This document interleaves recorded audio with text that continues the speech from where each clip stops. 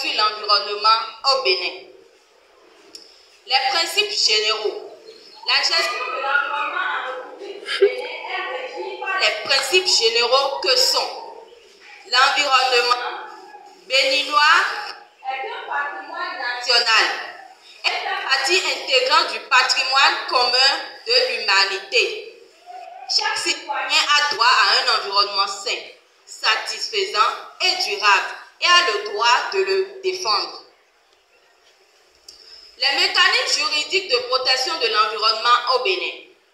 La Constitution béninoise dit que toute personne a droit à un environnement sain et satisfaisant, durable et a le devoir de le défendre. L'État veille à la protection de l'environnement. À part la Constitution béninoise, nous avons d'autres lois que sont la loi numéro 97-009 portant régime des forêts en République du Bénin. La loi numéro 98-030 portant loi en République du Bénin. La loi numéro 2022-16 portant régime de la faune en République du Bénin. La loi 4 numéro 2014-19 relative à la pêche et à l'aquaculture en République du Bénin. La loi numéro 2017-39 portant interdiction de la production, de l'importation, de l'exportation, de la commercialisation, de la détention, de la distribution et de l'utilisation de sachets en plastique non biodégradables en République du Bénin. Le décret numéro 2001-096 portant création, attribution, organisation et fonctionnement de la police environnementale en République du Bénin. Et enfin le décret numéro 2011. Dans les pôles, il y a les glaciers, on n'a pas ça ici. Quand il y a fonte, il y a beaucoup d'eau. Et la quantité en haut, ça peut tomber. Ici, on peut ne pas avoir beaucoup trop. On a peut-être la sécheresse, on a tout ça. Ça dépend de quoi il disait. Les changements climatiques n'impactent pas de la même manière. Il peut y avoir chaud ici. Il peut y avoir la sécheresse. D'autre côté, il y a l'inondation parce que ça dépend de notre position. On n'a pas les mêmes conditions climatiques. Donc il y a plusieurs cas. Les changements climatiques, en fait, l'enfant et l'adulte, et la femme enceinte, et celui qui est enceinte. Parce que la question est à la fois biologique. Quand on dit femme enceinte, c'est qu'on est allé dans son état physionomique. Ce n'est plus une femme simple. Il y a maintenant un ajout. Cet ajout est influencé par les conditions climatiques. L'autre chose, le système climatique influence l'eau que vous consommez. Et si l'eau, vous ne disposez pas de l'eau propre à consommer et que vous consommez de l'eau invivable, c'est que vous agissez sur l'enfant qui peut, avec ces microbes, l'enfant serait déformé, ne pas avoir, c'est-à-dire la physionomie qu'il faut, déformation. Vous pouvez accoucher, vous pouvez faire de fausses couches chez vous. Je voudrais quand même nous inviter à faire cet exercice à l'école et poser la question combien de gaz à effet de serre nous émettons quand nous envoyons un message. Vous allez voir qu'un simple coucou que nous envoyons nous pollue l'environnement. Alors que nous avions les messages pas possibles. On envoie coucou. Après, c'est comment. Après, papa. Après, maman, ainsi de suite. Nous sommes en train de polluer l'environnement comme ça. À travers le numérique. Nous devons prendre conscience également de ce fait. Merci. Juste très rapidement, je voulais réagir sur la question du numérique. Je pense que c'est aussi une fausse bonne solution, le numérique, parce qu'au-delà des gaz à effet de serre, on peut calculer le nombre de gaz à effet de serre qu'a le numérique, et ça en a aussi beaucoup. Mais il y a aussi des enjeux d'extractivisme, et en fait, ce que vous disiez aussi, il y a besoin de minéraux très rares pour construire les appareils numériques, qui nécessitent en fait d'aller extraire dans les sols, etc., pour produire ces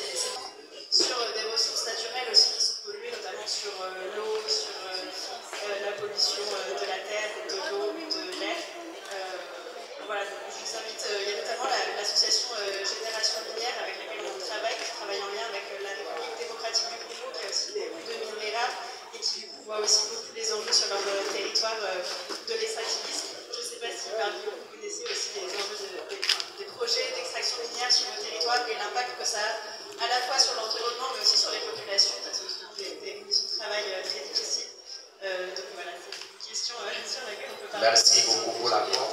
Dans nos pays d'Afrique, nous avons le mécanisme les principes de sauvegarde de la société, mais on n'a pas le mécanisme d'information.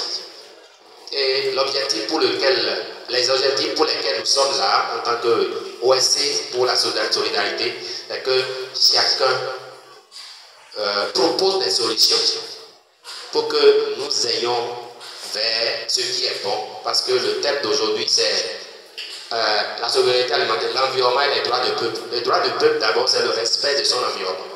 Si l'environnement est insalubre, vous n'avez aucun droit.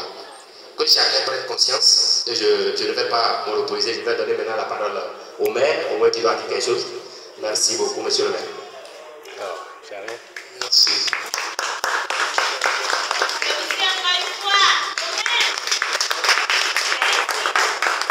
Je pense que le problème qui se pose par rapport à ce que nous constatons face à nos lois, c'est qu'il manque de vulgarisation. Et qu'il manque souvent de vulgarisation. Ou bien la vulgarisation, c'est au niveau des intellectuels. Alors que la majorité, comme vous le savez, c'est les analphabètes. Donc il y a un problème d'éducation aujourd'hui qui se pose. Et il faudrait sanctionner. Il faudrait former la police environnementale. Et il faudrait, comme on retrouve aujourd'hui partout sur nos voies là, des policiers, il faudrait qu'il y ait des policiers qui s'occupent aussi de l'environnement au niveau de nos communes. Par rapport à ça, nous allons progressivement y arriver. Au-delà de ce que nous faisons ici, il faudrait que nous allions aussi dans les villages pour inciter nos gens. En tout cas, le programme, c'est un environnement sain. Il faudrait que la femme apprenne à balayer la cour, ou bien l'homme aussi, quand il se lève le matin. Mais ailleurs, les gens s'abandonnent tout à la maison, c'est ça. Donc les ONG aussi, en plus des décideurs, pourront dénoncer ce comportement où les lois qui sont prises ne sont pas du tout respectées. Et comme je suis encore là, je vais rendre compte à qui de droit. Je vous remercie. Merci, monsieur. Merci pour ça. Nous avons des difficultés à avoir les autorisations. Les organisations qui sont ici, c'est vrai que nous, certains ont ça, mais pour prendre autorisation d'intervention dans les écoles, c'est compliqué. Vous pouvez déposer, ça va faire 2 ans. Alors que vous voulez aller dire aux enfants, ne jetez pas de sachet. Est-ce que les organisations comme ça ne sont pas encouragées? On ne parle pas forcément de la finance, mais on veut juste un soutien technique qu'on nous accompagne pour nous sécuriser les actions dans les écoles. Ça va permettre à beaucoup d'organisations de progresser. Oui, je voudrais faire une petite contribution. Je voudrais apporter une petite contribution par rapport à la question concernant les sachets plastiques. D'abord, j'apprécie, j'appuie sur tout ce qui a été dit par rapport aux difficultés que les organisations de la société civile rencontrent en voulant intervenir dans les écoles. Il me semble que nous devrions organiser des plaidoyers à l'endroit du ministère qui s'occupe de l'éducation pour que le ministère autorise vraiment ou bien prenne des décisions pour favoriser cette intervention dans les institutions de formation. Parce que là, il y a un problème d'organisation hiérarchique qui se pose. Nous avons tenté aussi, nous avons rencontré les mêmes difficultés. Concernant les sachets plastiques, je pense que au-delà de ce qui est attendu des pouvoirs publics pour limiter l'importation ou la mise à la disposition des sachets plastiques, nous-mêmes, nous devons avoir une conscience individuelle. Nous devons avoir de conscience au niveau individuel. Nous disons souvent que le développement durable commence à la maison. Que chacun se décide à réduire considérablement l'utilisation du sachet plastique. Que ça commence par nous, qui sont ici. Moi, j'ai déjà commencé. Merci beaucoup de le mentionner. Moi aussi, j'ai déjà commencé. Merci, merci. Moi aussi, j'ai commencé. Je pense que chacun de nous, nous allons nous engager à partir d'aujourd'hui. Ce n'est plus tout que je prends dans les sachets plastiques aujourd'hui. Je ne peux pas aller acheter des pâtes dentifrice et faire des sachets plastiques. Merci beaucoup. Vous comprenez? Quand on commence à réduire comme ça, je pense que ça va beaucoup contribuer. Si le vendeur a son sachet plastique non acheté, je pense que lui-même va réduire la vente. Merci beaucoup. Merci pour ce partage très enrichissant. Je pense que chacun a pu garder un groupe de mots ici aujourd'hui et a pris une décision en faveur de la protection de l'environnement. Merci beaucoup et merci à toutes et tous pour l'accueil. Un grand bravo à toutes les personnes et toutes les organisations qui contribuent à faire vivre cette dynamique du Festival de solidarité sur le territoire. Allez, l'invitation. Alors du coup, nous au CRID, on coordonne le Festival de solidarité au niveau national en France et aussi à l'échelle internationale. Nous, comment on voit le Festival des solidarités, c'est comme un peu, au-delà de l'événement, c'est un moyen de créer des dynamiques collectives sur le territoire et de faire travailler ensemble des acteurs qui n'ont pas forcément l'habitude de se rencontrer, de dialoguer, de faire des activités ensemble. Comme on peut le voir aujourd'hui avec la diversité des acteurs représentés autour de cette table, et de faire travailler ensemble, notamment par exemple des autorités, avec des organisations de la société civile, des établissements scolaires, voilà, vraiment une diversité d'acteurs qu'on retrouve dans le réseau. Et donc, on essaye d'animer des dynamiques collectives à différentes échelles, donc notamment Mathieu qui anime sur l'échelle du département, Léon au niveau national pour le Bénin, et nous au CRID on essaye aussi d'organiser des dynamiques collectives à l'échelle internationale, et donc de créer des liens entre les acteurs, notamment la société civile, des acteurs locaux qui puissent se réunir à l'échelle internationale, parce qu'on pense que pour aller vers un changement social et environnemental, il faut que les peuples s'unissent à l'échelle internationale pour se renforcer mutuellement et voilà, et contribuer au changement, notamment en faveur de l'environnement et des droits des peuples, qui est le focus de cette année. Voilà, et on pense vraiment que le changement va venir par des mobilisations collectives et pas par des changements individuels, et du coup c'est pour ça qu'il y a besoin aussi de se rencontrer, d'échanger, de se renforcer mutuellement. Et donc le Festival des solidarités, c'est aussi basé sur le principe de l'éducation populaire. Et donc l'idée c'est vraiment une logique ascendante, c'est pas nous au niveau international où on va implémenter des projets partout, mais vraiment ça part du local, des différents territoires où il y a des expérimentations, des projets qui se mettent en place, et ensuite on apprend mutuellement des projets et de l'expérience. C'est vraiment les principes de l'éducation populaire, et ça permet aussi d'avoir des projets qui sont adaptés aux enjeux et aux acteurs des territoires.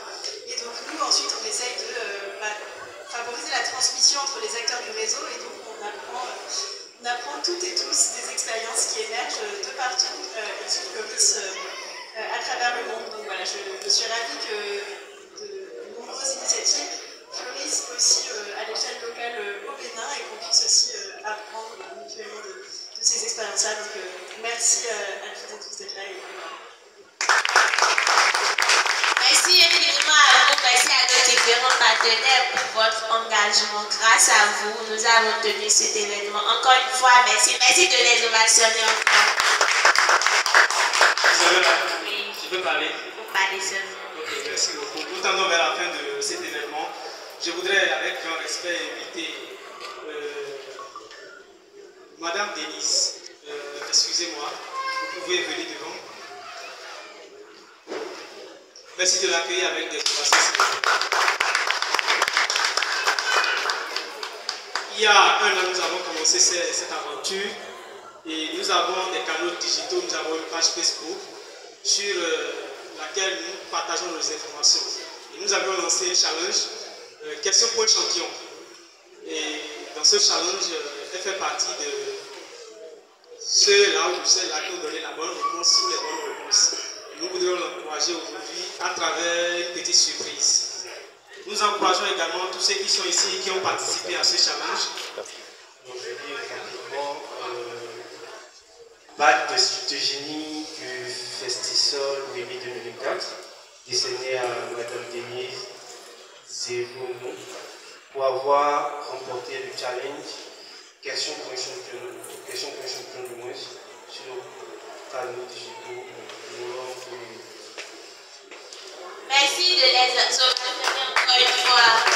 Nous avons à partir d'aujourd'hui jusqu'au 7 décembre plusieurs questions pour champions à passer sur le page. Suivez-nous et n'hésitez pas à partager vos réponses. Vous aurez des récompenses durant cette période. Merci. Beaucoup de missions qu'ils font, qu'ils exécutent chaque jour. Que ce soit dimanche ou samedi, ils n'ont pas de repos. Et malgré ça, quand ils reçoivent l'appel des jeunes, ils sont toujours présents pour accompagner les jeunes. Il faut être reconnaissant. Marcel disait, la reconnaissance est la chose la plus capitale pour pouvoir témoigner de ce que les autres font pour nous. Aujourd'hui, le collectif Wémé 2004 voudrait dire merci à un monsieur qui a toujours été à nos côtés à travers son représentant. Monsieur le Président, Excellence, je voudrais dire, le président de l'Assemblée nationale du Bénin, Monsieur Louis Béounou Flavonou. Le président de l'Assemblée nationale de notre pays. Grâce à lui, nous les femmes, nous confirmons. Merci beaucoup. On voudrait, par le biais de notre maire, passer cette reconnaissance, qu'il aille dire que nous sommes vraiment contents de ce qu'il fait à la tête de l'Assemblée nationale du Bénin et pour les jeunes et pour les femmes. Attestation de reconnaissance décernée à M. Louis Béounou Flavonou, président de l'Assemblée nationale du Bénin, pour sa contribution à la réussite du Festisol Wémé 2024.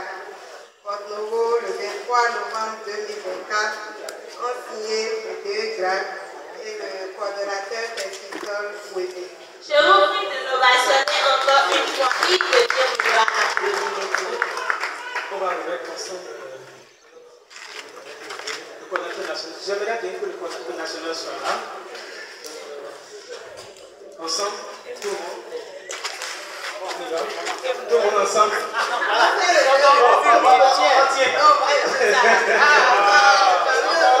Oui, Béounou, Flavonou, qui nous suit de loin. Merci de bien vous applaudir, s'il vous plaît. Mesdames et messieurs les différents responsables des ONG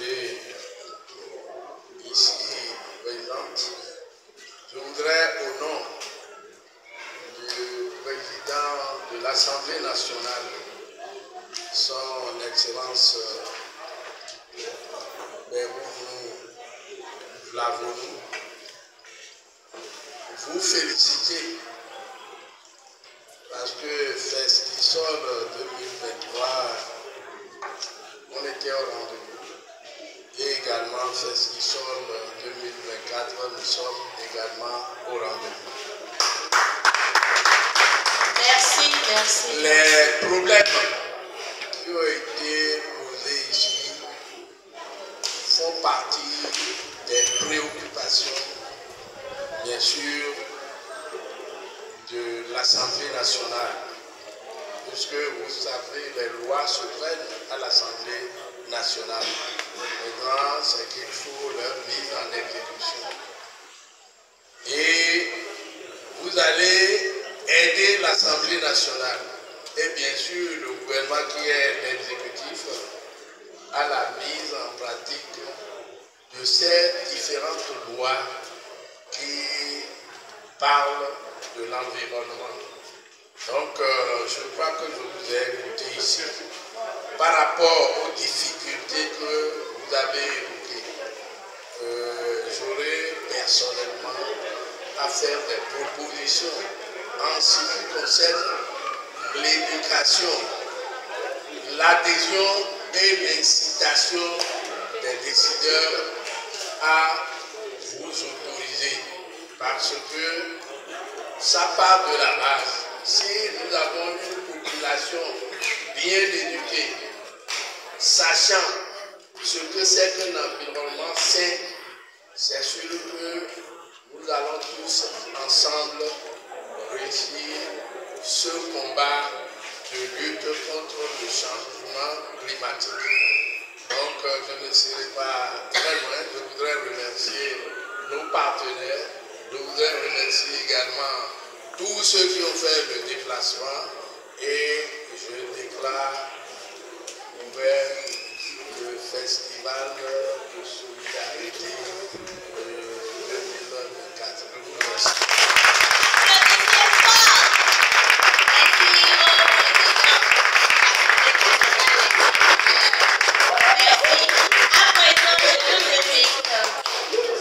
Pour la photo de famille.